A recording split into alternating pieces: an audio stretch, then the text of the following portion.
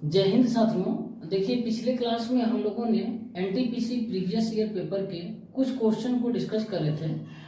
लगभग 13 क्वेश्चन तक हम लोग कंप्लीट कर लिए थे और ये प्रीवियस ईयर पेपर इसी बुक से हम लोग फॉलो कर रहे हैं। और आप में से बहुत सारे स्टूडेंट्स ने कहा कि प्रीवियस ईयर पेपर करवा दीजिए, तो इसी किरण पब्लिकेशन के CBT 1 मेरे भाई और वॉल्यूम 1 का हम जितना भी इम्पोर्टेंट क्वेश्चन है सभी के सभी डिस्कस करने वाले हैं। तो देखिए, आज की क्लास में क्वेश्चन नंबर 14 से लेके बाकी जो 12-13 क्वेश्चन बचा है उसको हम डिस्कस करेंगे। और एक ही वीडियो में सभी क्वेश्चन इसलिए नहीं डिस्कस किए मेरे भाई क्योंकि ज़्यादा लंबा हो जाएगा वीडियो, जिसके बाद आप भी नहीं देख पाइएगा और हमें भी बर्डन हो जाएगा एक ही बार में बनाना। लिखना बहुत ही टफ होता है मेरे भाई, बहुत टाइम लग जाता है लिखने में। समझाने में तो सॉल्व करने में कोई बड़ी बात नहीं, तुरंत हो जाएगा। इसीलिए हम 2 पार्ट कर दिए इसका, ताकि आप भी आराम से तुरंत देख लीजिए, छोटा वीडियो रहेगा और उसके बाद मेरे लिए भी सहूलियत हो। तो देखिए, आज के क्लास का पहला क्वेश्चन आपके सामने है। बोल रहा है कि एक रस्सी को 3 अलग अलग भागों में विभाजित किया गया है। पहला भाग पूरी लंबाई का 1/5 भाग है, दूसरा भाग पहले भाग का 3/2 है। तो पूछ रहा तीसरा भाग रस्सी का कितना अंश है। तो यहाँ पर देखिए, पहला भाग बोल रहा पूरी लंबाई का 1/5 है। उसके बाद दूसरा भाग जो है ना, पहला भाग ये लिख लिए और ये दूसरा भाग है, और 3 भाग है, टोटल 3 लिख देते हैं। दूसरा भाग जो पहले भाग का मेरे भाई 3/2 है, तो इसका 3/2 कितना हो जाएगा, तो बोलिएगा 3/10 हो जाएगा। 1/5 का 3/2 करेंगे तो 3 कितना हो जाएगा, 10 हो जाएगा। अब बोल रहा तीसरा भाग का कितना अंश है, मतलब तीसरा भाग कितना है बचा हुआ ये आपको बताना है। तो देखिए, हम यदि इन दोनों को जोड़ देते हैं तो जोड़ेंगे तो कितना आएगा, एलसीएम 10 आ जाएगा मेरे भाई। 10 एलसीएम आएगा तो 2 प्लस कितना आएगा, 3 आएगा ना। तो यहाँ पर क्या होगा, 5/10 मतलब 1/2। अब देखिए, ये दोनों भाग मिलके 1/2 आता है। तो पूछ रहा है कि तीसरा भाग रस्सी का कितना है। तो रस्सी का टोटल भाग कितना होता है मेरे भाई, 1 मान लिए हैं। तो यहाँ पर देखिए 1/2 भाग 1 और 2 मिलकर है, तो बाकी तीसरा भाग क्या बचेगा, एक में से आधा ये है तो बचेगा ये कितना मेरे भाई, 1/2 ही बचेगा ना। तो इसका करेक्ट आंसर जो आपका हो जाएगा ऑप्शन नंबर डी, इसका करेक्ट आंसर हो जाएगा। ठीक, और हो सकता है ये क्वेश्चन आपको इस तरीके का समझ नहीं आया है तो कोई बात नहीं, वो ऐसे तो हमको लगता है समझ आ गया होगा। फिर एक और तरीका बता रहे हैं। देखिए, जरूरी नहीं आपको इस तरीके से उस वक्त आए दिमाग में, अभी यदि बेसिक पढ़ रहे हैं तो एक और तरीका बता रहे हैं। जैसे कि देखिए, जब भी ऐसा सवाल रहे ना मेरे भाई, तो क्या करना है, ये डिनोमिनेटर जो है ना, ये डिनोमिनेटर के एलसीएम जो होगा उसको मान लेना पूरा रस्सी की लंबाई है। तो देखिए, 5 और 10 का एलसीएम कितना होगा, तो बोलिएगा 10 है, तो मान लेंगे टोटल रस्सी की लंबाई जो है 10 है। अब बोल रहा है कि पहला भाग पूरी लंबाई का 1/5 है। पूरी लंबाई कितना माने थे, 10, तो इसका भाग, पहला भाग लिख लीजिए, दूसरा भाग लिख लीजिए, तीसरा भाग। पहला भाग जो है इसका कितना 1/5 है टोटल का, इसका 1/5 कीजिएगा तो 2 हो जाएगा। अब बोल रहा दूसरा भाग पहले भाग का 3/2 है, तो इसका 3/2 निकालिएगा। 2 का 3/2 कितना आ जाएगा, 3 मेरे भाई आ जाएगा। अब देखिए, 2 पहला भाग 2 हुआ, दूसरा भाग 3 हुआ, तो तीसरा भाग कितना हो जाएगा, ये 3 2 5 हो गया, बचेगा 5 ही ना, तो 5 हो जाएगा तीसरा भाग। कितना बोल रहा तीसरा भाग रस्सी का कितना अंश है, तो 5 है मेरे भाई, कितना में है, 10 में है, टोटल 10 में है ना, तो क्या आ जाएगा 1/2 अंश जो है रस्सी का है। ठीक है, इस तरीके से भी आप क्वेश्चन को कर सकते हैं। तो एक ही तरीका नहीं बताऊंगा, जितना संभव हो सके आपको बताऊंगा, ताकि कंफ्यूजन नाम का कोई भी चीज नहीं रहे मेरे भाई। ठीक है, और ये पसंद आया तरीका और क्लास मेरे भाई, तो थोड़ा सा एक काम कीजिए, वीडियो को लाइक कर दीजिए और शेयर कर दीजिए। ठीक साथियों, देखिए एक और सवाल है। बोल रहा है कि 5 अंकों की वह सबसे छोटी संख्या कौन सी है जिसे 7 से विभाजित करने पर 6 शेषफल बचता है। तो देखिए, जब भी ऐसा सवाल आए, कुछ नहीं करना है, डायरेक्ट ऑप्शन पे चले जाना है। कोई नियम कानून नहीं याद रखना है, सीधे ऑप्शन जाना है, क्योंकि आपको टाइम बचाना है। डायरेक्ट एकदम टारगेट पर हिट करिए। यहाँ पर देखिए, पहला ऑप्शन है, इसको हम यदि 10,002 है मेरे भाई, इसको 7 से हम डिवाइड करते हैं तो देखते हैं क्या रिमाइंडर 6 आता है या नहीं आता। तो देखिए, 7 एकम 7 हो गया, 3 हो गया, 7 चौक 28, 2 7 दूना 14, 6 7 8 56 प्लस 6 62 हो रहा। यानी 6 रिमाइंडर यहाँ पर मेरे भाई आ रहा है, जो कि क्वेश्चन में भी बोल रहा है रिमाइंडर 6 आना चाहिए। तो ऑप्शन यही संयोग बस देखिए सेटिस्फाई कर गया, यही इसका करेक्ट आंसर हो जाएगा। देखिए बी, सी और डी देखिएगा तो बिल्कुल भी नहीं, रिमाइंडर 6 आएगा इसका आने वाला है, क्योंकि इसका रिमाइंडर 6 आया है ना, और 7 जोड़ दीजिए तो फिर रिमाइंडर 13 आ रहा, टोटल 1 रिमाइंडर आएगा। फिर इसमें कितना आ जाएगा 15, फिर इसमें आ जाएगा आपका 5 रिमाइंडर आ जाएगा, फिर इसमें मेरे भाई आ जाएगा 2 रिमाइंडर आ जाएगा, 6 3 9, हाँ 2 रिमाइंडर आ जाएगा। तो इस तरीके से आप डायरेक्ट हिट करिए। ठीक साथियों, देखिए एक और सवाल है, बोल रहा कि दो धनात्मक संख्याओं का अनुपात जो है 3:7 है और उनका लोसो यानी एलसीएम जो है वो 231 है। तो पूछ रहा छोटी संख्या क्या हो। तो दो संख्याओं का अनुपात 3:7 दिया हुआ है। यदि इसमें मैं आपको बोलूं छोटी संख्या कौन है तो बोलिएगा 3 है। तो यहाँ पर पूछ रहा आपसे छोटी संख्या क्या है, तो देख लीजिए इसका ऑप्शन जो है मेरे भाई 3 का मल्टीपल है, जो भी आएगा 3 का मल्टीपल आएगा, छोटी संख्या यही है। तो 3 का मल्टीपल क्या, ऑप्शन बी, सी और डी दिख रहा है मेरे भाई। 55 3 का मल्टीपल नहीं है, 44 3 का मल्टीपल नहीं, 77 जो है ये 3 का मल्टीपल नहीं, ऑप्शन एक ही दिख रहा है 33 जो कि 3 का मल्टीपल है। बस कुछ नहीं, सोल्व करने की कोई जरूरत नहीं थी ऐसे सवाल, लेकिन फिर भी आपको सीखना है, इसका तरीका भी मैं बता रहा हूँ। ठीक, ये तो होगा ऑप्शन मार कर निकल जाना, एग्जाम में ऐसे ही करना। ठीक, अब देखिए दो संख्याओं का अनुपात दिया है मेरे भाई 3:7 दिया हुआ है। तो पहली संख्या ये है, दूसरी संख्या ये है।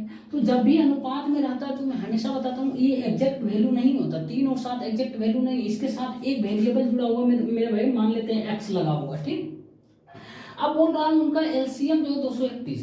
अब देखिए दो संख्याएं हैं, यदि इसका हम एलसीएम आपसे पूछे तो क्या होगा मेरे भाई, तो बोलिएगा एलसीएम जो हो जाएगा एक्स एक्स दोनों कॉमन है तो एक्स तो होगा ही, प्लस 3 और 7 का एलसीएम कितना हो जाएगा 21x, यानी 21x एलसीएम हो गया इसका। यही बोल रहा है मेरे भाई कि 231 है। ठीक, अब x बराबर हम यदि यहाँ से निकाल लेते हैं तो कितना आ जाएगा मेरे भाई, आपका 11 आ जाएगा। ठीक, 11 आ जाएगा, काटेंगे ना तो 11 बार में कट जाएगा, 21 एकम 21, 2 फिर 21 एकम 21। अब x बराबर 11 है तो पूछ रहा छोटी संख्या, छोटी संख्या क्या है मेरे भाई 3x है ना, तो 3 इंटू एक्स का मान कितना 11 है, क्या आ गया मेरे दोस्त 33 आ गया ना। तो ये तरीका भी सीखना जरूरी है, ऐसा नहीं कभी ऑप्शन मिल गया तब ना, कभी बार हो सकता है ऑप्शन नहीं मिलता तो एग्जैक्ट वैल्यू निकालना पड़ता ना। ठीक है ना। देखिए एक और सवाल है, बोल रहा कि 2400 के 12% में क्या जोड़े कि योगफल 5400 के 18% के बराबर हो जाए। तो बहुत ही सिंपल सवाल है, बोल रहा 2400 के 12%, तो 2400 के 12% 12/100, इसमें क्या जोड़े कि योगफल जो है ना, मान लेते हैं x जोड़ते हैं मेरे भाई, तो क्या जोड़े, मान लिया x, इसका योगफल जो है ना जोड़ने के बाद 5400 का 18% हो जाए, 18/100। अब देखिए यहाँ पर क्या करना है, x का मान निकालना है ना, क्या जोड़े मतलब x मान लिए, तो x बराबर क्या हो जाएगा मेरे भाई 5400, तो ये है इंटू 18/100 माइनस 2400 इंटू 12/100। देखिए यहाँ पर है ना, आप बटे 100 नहीं भी लिखते तो चल जाता, लास्ट में 100 कर देते, इतना लिखने में टाइम में चला जाता है। समझाने के उद्देश्य से मेरे भाई लिख दिए, क्योंकि सभी को चलना है लेकर साथ। बहुत सारे हमारे भाई बहन जिनका बेसिक अच्छा नहीं है तो उनको भी कम से कम थोड़ा सा सीखने दीजिए। अब देखिए यहाँ पर क्या है मेरे भाई, देखिए क्या करेंगे, 2 0 2 0 खत्म, यहाँ भी 2 0 2 0 खत्म। अब क्या करना है, यहाँ पर यदि हम 6 चौका 24, 6 चौका 24, 18 9 कॉमन, ठीक है कोई बात नहीं, क्या करें यहाँ पे 3 दूना 6 कॉमन लेते हैं। ठीक, 6 या 18, ठीक है 18 कॉमन ले लेते हैं मेरे भाई, तो ये कितना आ जाएगा 54 माइनस यहाँ 6, ये 24 को 6 इंटू 4 लिख सकते हैं, ये 3 इंटू 4 लिख सकते हैं 12 को। तो देखिए 6 इंटू 3 18 कॉमन ले लिया तो कितना बटे 4 इंटू 4 16 बच गया ना मेरे भाई। तो अब देखिए क्या हो जाएगा 18 इंटू ये घटाएंगे तो क्या हो जाएगा 38 हो जाएगा, 814 के 4 बाकी है 3 4, ठीक है 8 8 64। अब देखिए इतना मल्टीप्लाई मत करना मेरे भाई, 8 8 64 क्या है, यूनिट डिजिट 4 है ना, option number C unit digit 4 सिर्फ यही दिख रहा, तो इतना गुना जरूरत नहीं है करने का। और देखिए यहाँ पर हो सकता है आपको समझ नहीं है, देखिए 18 कॉमन ले लिए मेरे भाई, 18 कॉमन ले लिए तो इसको 6 इंटू 4 लिख सकते हैं, इनको 3 इंटू 4, तो 18 यहाँ से कॉमन लेंगे, 6 इंटू 3 18 कॉमन ले लिए थे, 4 इंटू 4 बचा 16, उसके बाद 38 गुने 18, तो इतना गुना भी नहीं करना, 88 64 यूनिट डिजिट 4 सफाया। साथियों देखिए एक और सवाल है, और ये बहुत ही अच्छा सवाल है।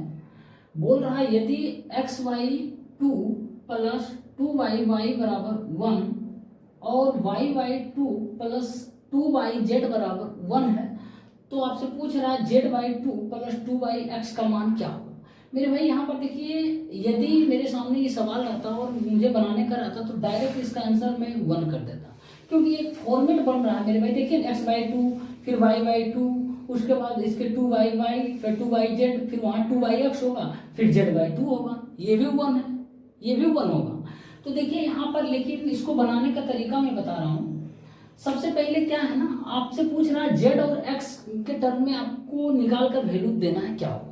तो यानी y का मान आपसे पूछ रहा है, हटाइए, यहाँ y का कोई मतलब नहीं है, y को आप टर्मिनेट करिए। तो यहाँ पर देखिए y को टर्मिनेट करने के लिए हम क्या करेंगे, कोई y में इस दोनों में कोई ऐसा वैल्यू रखते हैं मेरे भाई, 0 यदि हम रखते हैं y का मान, तो यहाँ ठीक है 0/2 0 आ जाएगा, लेकिन यहाँ हम 0 रखेंगे तो इन्फिनिटिव हो जाएगा, लेकिन ऐसा हमको वैल्यू रखना कि इन्फिनिटिव नहीं हो मेरे भाई।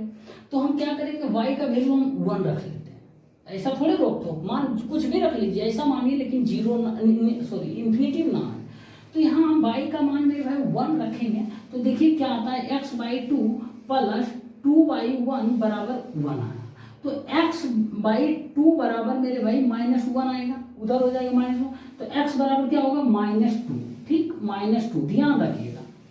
अब जो है यहाँ पर 1 रखेंगे तो क्या होगा मेरे भाई, ये 1/2 हो जाएगा, तो 1 - 1/2, इधर 1/2 चल गया, यानी एक में से आधा घटेगा, आधा बचेगा 1/2, तो 2/z बराबर 1/2 हो जाएगा मेरे दोस्त, हो जाएगा ना। तो z बराबर क्या हो जाएगा मेरे भाई, 4 हो जाएगा।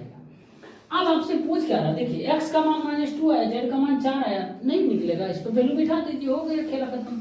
z का मान कितना है, 4/2 प्लस 2/x का मान कितना है, -2 है मेरे भाई, तो ये क्या हो जाएगा, ये हो जाएगा 2 - 1 हो जाएगा मेरे भाई, 1 इसका correct answer option number D हो जाएगा। ठीक है, इस तरीके से करना था, बहुत ही इजी सवाल, अच्छा था लेकिन लॉजिकल था।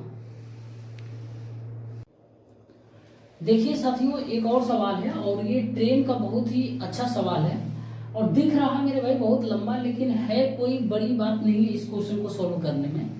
बोल रहा है कि एक ट्रेन जो है स्टेशन ए से स्टेशन बी की ओर 50 किलोमीटर प्रति घंटे की चाल से निकलती है। आधे घंटे के बाद यानी 30 मिनट के बाद एक अन्य ट्रेन स्टेशन बी से स्टेशन ए की ओर 150 किलोमीटर प्रति घंटे की चाल से निकलती है। दोनों स्टेशनों के बीच की दूरी 725 किलोमीटर है। तो पूछ रहा कि जिस स्थान पर दोनों ट्रेनें मिलती है उस स्थान की स्टेशन ए से दूरी कितनी है। तो देखिए बहुत ही अच्छा सवाल है। जैसे मेरे भाई दो स्टेशन है, स्टेशन ए मान लेते हैं ये है और स्टेशन बी जो है ये है। अब देखिए ट्रेन, एक जो ट्रेन है मेरे भाई मान लेते हैं ट्रेन ए है, बी की ओर चलती है 50 किलोमीटर प्रति घंटे की रफ्तार से, और ट्रेन बी के तरफ जो ट्रेन है मेरे भाई वो चलती है 150 किलोमीटर प्रति घंटे की चाल से, और इन दोनों के बीच का डिस्टेंस जो दिया हुआ वो 750 किलोमीटर दिया हुआ है। अब देखिए कि आधे घंटे के बाद एक ट्रेन स्टेशन बी से ए की ओर चलती है, तो आधे घंटे के बाद ये इधर चलती है ना, तो आधे घंटे में कितना का डिस्टेंस कवर कर लेगी मेरे भाई, तो आधे घंटे में डिस्टेंस कवर कर लेगी। दूरी बराबर क्या होता है, दूरी बराबर 4 गुने समय, तो यहाँ 4 गुने समय 50 गुने आधे घंटा का मतलब 1/2 हो जाएगा। तो 25 किलोमीटर का डिस्टेंस मेरे भाई ट्रेन ए के से जो चलते हैं बी की ओर ये कर लेती है कवर 25 किलोमीटर का डिस्टेंस मान लेते हैं, यहाँ से लेके यहाँ तक 25 किलोमीटर का डिस्टेंस हुआ। अब जो है ना ये भी चलती है बी वाला जो ट्रेन है ए की ओर। अब देखिए मान लेते हैं कोई रास्ते में मेरे भाई यहाँ पर मिलती है इस पॉइंट पर, तो इस पॉइंट पे मिलने का समय क्या होगा, दोनों के बराबर होगा, समय बराबर दूरी बटे 4 कर देंगे, तो दूरी दोनों का जो है बीच का डिस्टेंस वही हो जाएगा। तो 25 घट जाएगा, 25 तो ऑलरेडी कवर कर चुका है ना, तो 700 बचेगा मेरे भाई। 700 बटे समय बराबर दूरी बटे 4, कितना चाल कितना हो जाएगा, दोनों का रिलेटिव स्पीड अपोजिट डायरेक्शन में जा रहा है मेरे भाई, जुट जाएगा। तो 50 इसका है, 150 इसका, कितना हो जाएगा 200। 200 हो जाएगा तो कितना होगा 7/2 घंटा, मतलब 3 सही 1/2 घंटा लगता है, यानी 3.5 घंटा में ये ट्रेन मिल जाएगा। लेकिन पूछ क्या रहा, उस स्थान के स्टेशन ए से दूरी कितनी है, मतलब इस स्थान पर जहां मिलती है मेरे भाई, यहाँ से स्टेशन ए की दूरी कितनी है। तो दूरी देखिए कितनी है मेरे दोस्त, यहाँ 25 किलोमीटर यहाँ डिस्टेंस है। अब यहाँ से लेके यहाँ इस पॉइंट से लेके इस पॉइंट तक जाने में उसको 3.5 घंटा लगता है। किसको, ट्रेन को। कितने की चाल से मेरे भाई, 7/2 है ना, 7/2 घंटा लगते। कितने की चाल से मेरे दोस्त, 50 की चाल से ना। तो डिस्टेंस कितना, यही ना होगा, 4 दूरी समय गुने 4 दूरी बराबर, तो मेरे भाई 25 बार में कटेगा तो 175 किलोमीटर ये आ जाएगा। यानी यहाँ से यहाँ तक जो डिस्टेंस 175 किलोमीटर है और ये 25 किलोमीटर जुट जाएगा तो कितना हो जाएगा मेरे भाई, टोटल 200 किलोमीटर। आपसे यही पूछ रहा था कि जहाँ ट्रेन दोनों मिलती है ना, वहां से और स्टेशन ए के बीच की दूरी, तो यहाँ पहले 25 निकल गया, उसके बाद यहाँ से यहाँ के बीच का समय निकल गया, उसके बाद इसके 4 से मल्टीप्लाई कर देंगे, दूरी निकल गया, दूरी दोनों को जोड़ देंगे, बस। ऑप्शन नंबर डी इसका 200 किलोमीटर हो जाएगा। बहुत ही अच्छा सवाल था मेरे भाई, बस कुछ नहीं था। देखो कोई भी क्वेश्चन समझ नहीं आता, एकदम ठंडे दिमाग से सोचा मेरे भाई, आराम से बन जाएगा। मेरे साथ भी ऐसा होता था, नहीं बनता था ना, आराम से सोचते थे, बन जाता था। साथियों देखिए एक और सवाल है, रेशियो का है। बोल रहा कि एक क्लब में महिलाओं की संख्या का पुरुषों की संख्या से अनुपात 3:2 है। हाल ही में 300 महिलाएं क्लब में शामिल हुई और अनुपात जो है ना 5:2 हो गया। क्लब में अब महिला सदस्यों की संख्या क्या होगी, ये आपको बताना। तो यहाँ पर देखिए पहले फीमेल है, उसके बाद मेल है, तो इनके दोनों का अनुपात जो है 3:2 दिया हुआ है। उसके बाद क्या होता है कि 300 महिलाएं क्लब में शामिल हो जाती है, तो यह अनुपात जो है मेरे भाई 5:2 हो जाता है। आप यहाँ पर एक चीज गौर कर रहे होंगे कि जो मेल का है यानी पुरुषों की रेशियो है ना, जो पुरुषों का ये समान है मेरे भाई, कांस्टेंट है, इसमें कोई चेंज नहीं आया। तो जो भी चेंज आया किस में आया, तो फीमेल में, महिला में, और आना भी चाहिए क्योंकि महिलाएं ही तो शामिल हो रही है ना। तो 300 महिलाएं शामिल हो रहे हैं, कितना का चेंज आया मेरे भाई, तो बोलिएगा रेशियो में 2 का आया। किसके कारण, 300 महिला जब आती है क्लब में, तो 2 बराबर 300 मेरे भाई, 1 बराबर कितना हो जाएगा 150। तो आपसे पूछ रहा कि अब महिला सदस्यों की संख्या क्या होगी, तो शामिल होने के बाद सदस्यों महिला और पुरुष की संख्या कितना हो गया 5:2, यानी 5 को महिला है तो 5 का वैल्यू ही पूछ रहा शामिल होने के बाद। तो 5 बराबर कितना हो जाएगा मेरे दोस्त, 15×5 = 75, 750। अब कुछ छात्रों के मन में ये सवाल होगा कि हो सकता है हमको ये नहीं पता हो, तब भूल जाएंगे, तो क्या करें मेरे भाई, इसका भी इलाज है। देखिए पहले मेल है, उसके बाद फीमेल है पहले, उसके बाद मेल है। इसके सदस्य कितना है, संख्या का अनुपात 3:2 है। तो मैं जब भी हमेशा बताता हूँ कि रेशियो हमेशा एग्जैक्ट वैल्यू नहीं, इसके साथ एक्स लगा हुआ रहता है। अब देखिए क्या बोलता है कि महिला 300 महिला क्लब में शामिल होती है, 3x + 300 महिला, और उसके बाद पुरुष जो है ये 2x है मेरे भाई, बराबर इन दोनों का रेशियो ही क्या हो रहा, 5:2 हो रहा। अब यहाँ से निकालिएगा मेरे भाई, क्या हो जाएगा 6x + 600 बराबर, ये 600 है ठीक है ना, बराबर 10x। तो यहाँ क्या आएगा 4x बराबर 600 आ रहा, तो x बराबर कितना आएगा 150। अब 150 आ रहा, मैं पूछ रहा महिला सदस्यों की संख्या, तो महिला सदस्यों की संख्या पहले कितना हो जाएगा 450, ये हो जाएगा ना, और उसके बाद 300 शामिल हुआ बाद में, तो कितना आ रहा है, ये भी 750 आ रहा है ना। तो जो भी तरीका आपको बेस्ट लगे मेरे भाई वो आप एडॉप्ट कर लीजिए, कि मेरा सलाह है हर तरीके से तैयार रहिए, क्योंकि बढ़ती कंपटीशन की दुनिया है। जब तक हर तरीके से तैयार नहीं रहिएगा ना, तो क्वेश्चन 25 में पूछता है 25 क्वेश्चन, तो आप 25 में 25 करना मुश्किल हो जाता है। इसीलिए आप हमसे जुड़े रहिए, हर एक चीज़ दूंगा मेरे भाई, मैं कहीं भटकने की जरूरत नहीं, कोई ज़रूरत नहीं कोर्स परचेज करने की। एनटीपीसी के लिए काफ़ी है, प्रीवियस ईयर पेपर और जो भी ज़रूरत होगा आपके लिए मैं हूँ, मेरा आपका भाई है, ठीक है ना। बस आप हमारे साथ जुड़े रहिए और एक काम कीजिए, मेहरबानी कीजिए कि वीडियो को लाइक और शेयर कर दीजिए। देखिए एक और सवाल है ट्रिगोनोमेट्री का, बहुत ही सिंपल सवाल है। बोल रहा है यदि 1/sin² 65 degree plus cos² 65 degree plus sin 15 degree upon cos 75 degree plus cos 65 degree plus बटे अपॉन sin 25 डिग्री बराबर √3 tan थीटा है, तो थीटा का मान क्या होगा। तो यहाँ पर देखिए इसको क्या लिख सकते हैं, 1/sin² theta plus cos² theta बराबर क्या होगा मेरे दोस्त, तो ये 1 हो जाएगा। तो सीधे 1/1 ही हो जाएगा प्लस। अब देखिए इसका मान भी 1 हो जाएगा कि आप ए को कोई ऊपर या नीचे वाला को बदल दीजिए। तो साइन को बदलते हैं तो साइन 15 को हम cos 75 डिग्री लिख सकते हैं। cos 75 बटे cos 75 1 आ जाता है, तो ये 1 आ जाएगा। फिर प्लस, अब इसको भी एक बदलिएगा तो 1 आ जाएगा ये भी। और उसके बाद बराबर दिया है √3 tan थीटा। तो यहाँ पर क्या हो जाएगा, तीनों को जोड़ेंगे 3 आ जाएगा बराबर √3 tan थीटा। तो यहाँ पे tan थीटा बराबर क्या हो जाएगा, 3/√3 इंटू √3/√3 करेंगे ना, ये इसका रेशनलाइजेशन कर दिए। तो देखिए यहाँ पर क्या हो जाएगा आपका, ये √3 कितना हो जाएगा 3, और ये 3 खत्म, ये दोनों मिलके 3 आएगा, 3 खत्म, तो √3 आ रहा बराबर √3। तो tan थीटा बराबर √3, तो थीटा बराबर कितना आ जाएगा मेरा भाई, 60 डिग्री आ जाएगा। ऑप्शन नंबर ए इसका करेक्ट आंसर। देखिए ये सब इतना लिखे मेरे भाई समझाने के उद्देश्य से, नहीं तो डायरेक्ट ऐसे ये जवान पर क्वेश्चन बना सकते हैं आप यदि प्रैक्टिस है तो। साथियों देखिए एक और सवाल है, और ये बहुत ही बढ़िया सवाल है। बोल रहा कि दो संख्याओं का योग 60 है और उनके HCF और LCM क्रमशः 12 और 72 है। तो पूछ रहा दोनों संख्याओं के व्युत्क्रम का योग कितना होगा। बहुत ही मस्त सवाल है।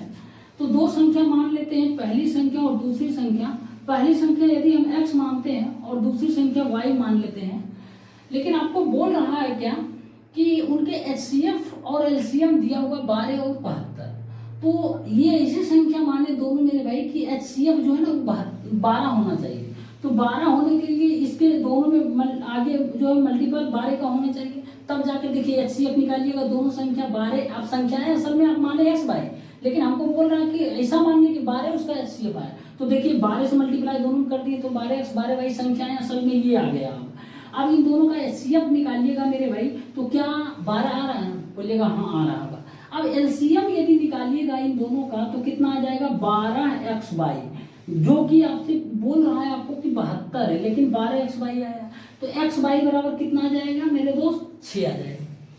अब जो है दो संख्याओं का योग दिया, तो संख्या माने थे 12x और 12y, तो यानी 12 कॉमन ले लेंगे, x प्लस y बराबर कितना है 60 दिया हुआ है, तो x प्लस y बराबर 5 आ जाएगा। और x इंटू वाई बराबर दिया हुआ 6, तो यहाँ से x और y का मान निकालिएगा, x बराबर 3 आएगा, y बराबर 2 आ जाएगा। आपसे पूछ क्या रहा है ना, आपसे पूछ रहा है कि उन संख्याओं के व्युत्क्रमों का योगफल, यानी 1/12x प्लस 1/12y। तो 1/12 कॉमन ले लेते हैं तो क्या होगा 1/x प्लस 1/y, इतना होगा ना, कुछ नहीं किए 1/12 कॉमन ले लिए, यानी अब x प्लस y LCM लेंगे तो x प्लस y का मान कितना हो जाएगा मेरे भाई 3 प्लस 2 कितना आ जाएगा 5। 1/12 इंटू 5/x इंटू y का मान कितना है 6 है। तो देखिए 5 कितना आ रहा 72 आ रहा ना, 5/72 ही होगा ना। हाँ कोई ऑप्शन है, ऑप्शन नंबर सी इसका करेक्ट आंसर हो जाएगा।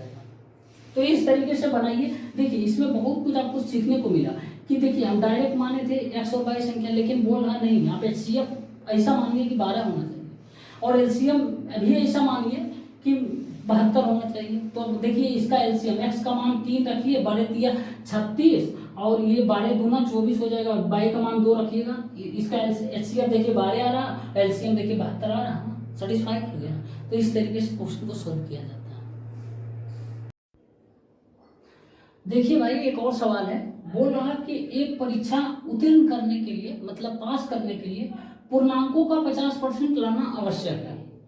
परीक्षा में 2 प्रश्न पत्र शामिल हैं। एक छात्र ने 200 पूर्णांक वाले पहले प्रश्न पत्र में 40% अंक प्राप्त किए।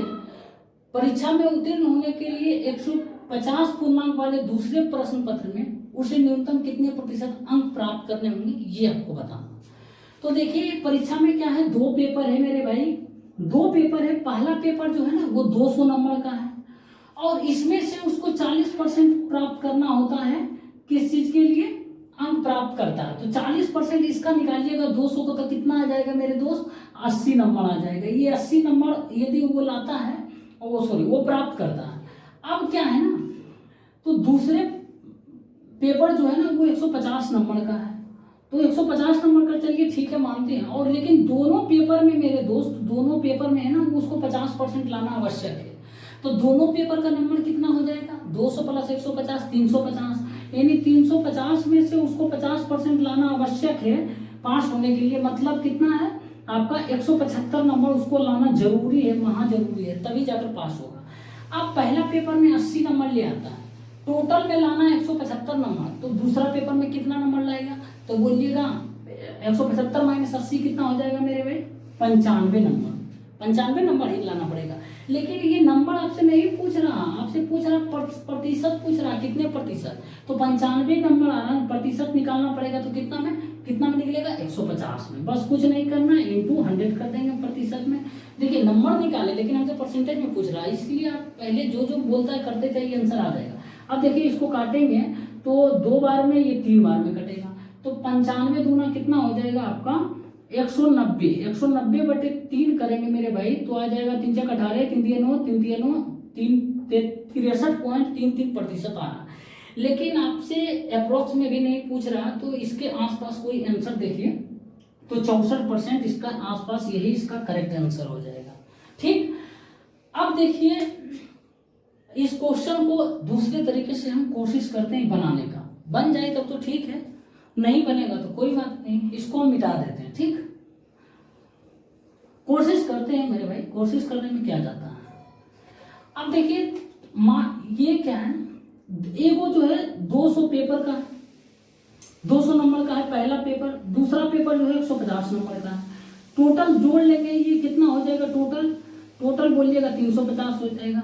अब इसको काट दीजिए, जितना संभव हो सके मेरे भाई काट दीजिए। तो ये काटेंगे, 1 0 0, 4 5 20, 3 5 15, 7 5 35, कट जाएगा ना।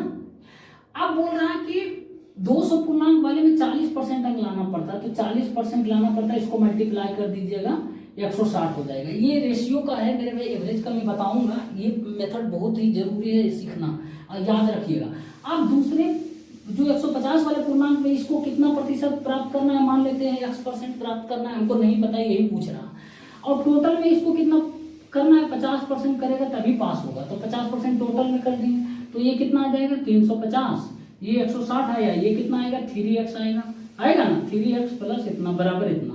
अब देखिए 3x बराबर मेरे दोस्त 350 में से 160 घटेगा तो कितना आएगा, 0 आ जाएगा, 9 आ जाएगा, 1 190 आ जाएगा। x बराबर कितना आएगा 190 बटे 3, वहां भी आया था फाइनल रिजल्टेंट 63.33%। x बराबर क्या माने थे, ये जो दूसरा पेपर का 80% माने थे ना, तो आ गया 63.33 मतलब 64%। मेरे भाई कोशिश करके देखें, हमको भी नहीं पता था इस आएगा, लेकिन पूरा उम्मीद था, बनाए हैं, बहुत प्रैक्टिस किए थे।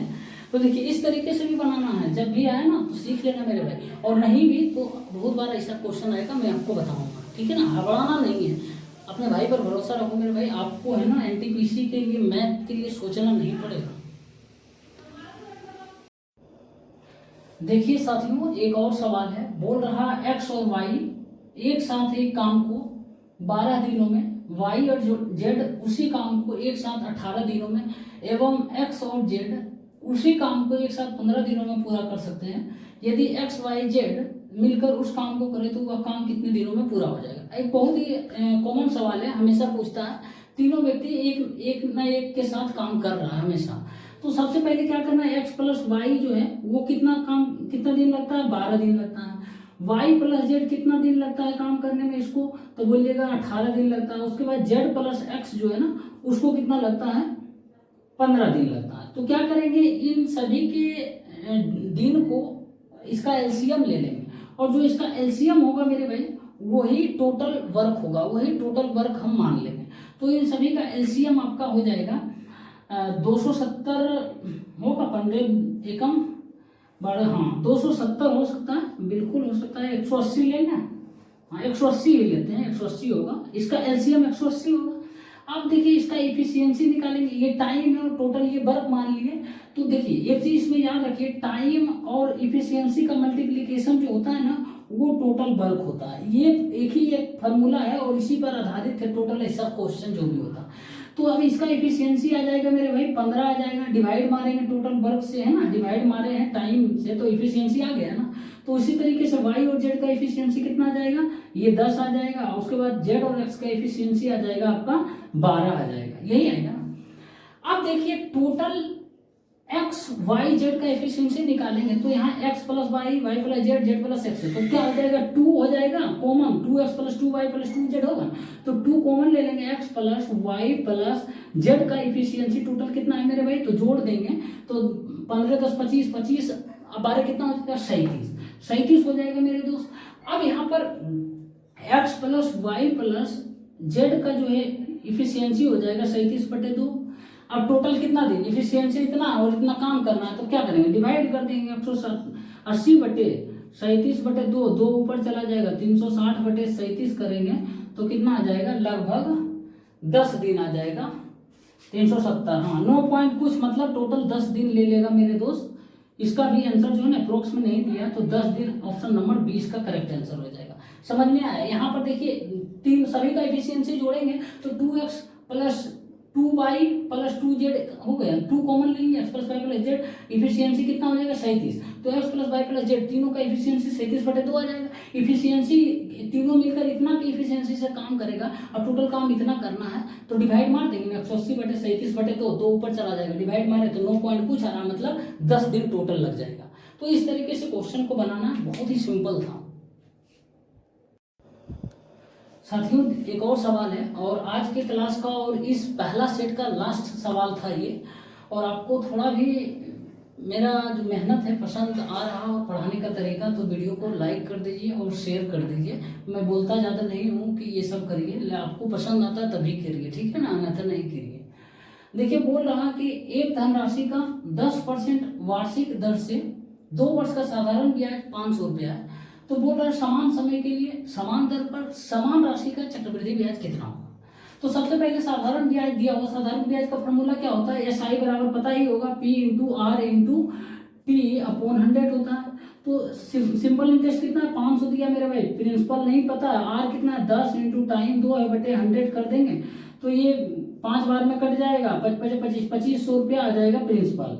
अब यही प्रिंसिपल पर यही टाइम पर इसी रेट पर देना है, तो रेट कितना है 10% है, टाइम दिया हुआ है 2 ईयर्स, तो कंपाउंड इंटरेस्ट निकालेंगे तो 10% है ना, तो 10% का मतलब सबसे पहले क्या होता है 1/10। अब देखिए कोई धनराशि 10 से 11 हो जाता है तो कितने वर्ष के लिए बोल रहा है 2 वर्ष के लिए, तो उस पर पावर 2 देंगे, 2 पावर दे देंगे तो यहाँ पर देखिए 100 हो जाएगा और ये 121। अब देखिए ये कोई धनराशि हम 10 मान लिए थे और ये 11 मान लिए थे, मतलब 121 हो गया, तो ये प्रिंसिपल माने थे और ये जाकर अमाउंट हो गया मेरे भाई 121 2 वर्ष में।